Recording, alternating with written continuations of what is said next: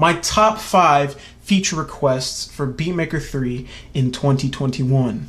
Here we go, starting with number 1. I would like to see some keyboard and touchpad integration. So Beatmaker 3 is great just as a touch-based interface. It's made to be used with your fingers, and it's great. It's the reason I do iPad music production. But as many of us know, there's a great keyboard for the iPad called the Magic Keyboard by Apple, and it's super dope. It's got a touchpad, it's got really dope keys, and you know, if we had some keyboard functionality like shortcuts and things built in, it would save us a lot of time as music producers. Some of us are using, you know, our iPads with a keyboard very, very often, and for things like, for example, let me just transition. I'll put this. I'll attach this touchpad right here to my iPad. Here we go. And so for things like scrolling, just menu scrolling, you can't scroll. Like just a regular 2-finger scroll is a no-go. Like I wish stuff like that would be added as functionality for Beatmaker 3. So scrolling within menus, right-clicking, so or like 2-finger clicking. So for example, if I had a clip in here that I wanted to right-click, it'll pull up a menu. That would be great. That's the kind of stuff I'd like to see. Touchpad and keyboard integration, and I'm sure a lot of other producers would appreciate that too. So the second thing on my list, and this one's a little bit more complicated, but I'd like to see some separate playlist tracks for multiple patterns in the same instrument. So let me explain what I mean by that. I do all of my drums in usually on one pattern. So when I play things in, I don't play it all in at the same time every time, but as I layer things in, it generally tries to put itself into one pattern. And then I have to go in and split it up in post. And I'm fine with doing that. That's something I'm used to doing as a producer in a DAW.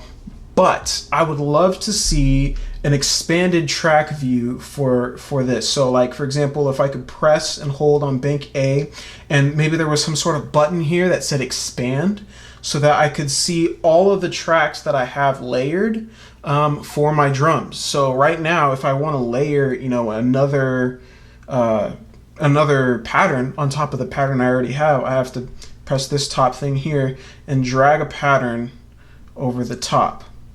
And then it's covering the other pattern that I have below it. So if I want to chop anything, I gotta like move around the different patterns in order to make sure I don't chop ones that I don't want to chop. So something like an exploded view for tracks within a specific instrument would be great. That's definitely needed, definitely needed. So the next thing, and this is a little bit more basic, I would love to see just generally a more updated UI. Things are a little flat when it comes to Beatmaker 3. Here, I'll go to this view. It's definitely efficient, don't get me wrong, but it's not very visually pleasing. There's some things, like for example, these clips, I wish this looked more like a block than it did, like, you know, everything's, let me show you what I'm doing. Everything's kind of like hollow and see-through in the middle. It'd be cool if they were just straight up tracks. And I wish, you know, the MIDI data was a little bit more helpful. So like, these aren't all the same note, but they all look like the same note because they're all in one straight line. I think it's because there's chords. That's the way it shows chords. I wish it showed it more like the actual MIDI data that I put in. These are minor things, cosmetic things, but it really does a lot when, you know, the program you're working in is visually appealing. It definitely helps the workflow go along. I think just definitely adding in some more colors, getting maybe some more dynamic shapes, things that aren't just flat and gray would be great. So the next thing is, this one's actually pretty crucial for, you know, for producers, a tempo list for tempo changes. So generally most songs are in one tempo. You don't really have a tempo change. But that's not always the case. Sometimes you want to have the tempo change in the middle. I have one favorite song of mine, not mine, but a song that I've listened to that has a pretty dope tempo change back and forth during the song. And that's something I would love to do, but it's not possible in Beatmaker 3 right now. So One program I know does this really well is N-Track Pro.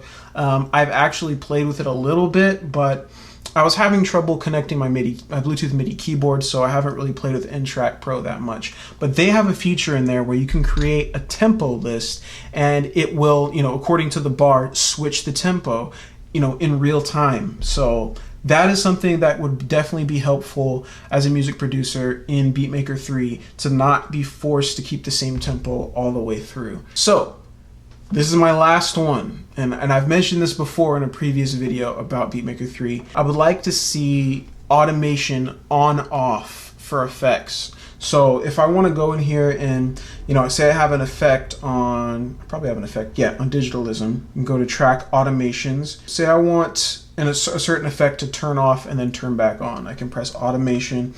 Say I want this overdrive to turn on or off. I only have these parameters. That's amount of overdrive, damp, and gain. Those are the parameters that are inside the plugin, which is great. Those are helpful parameters.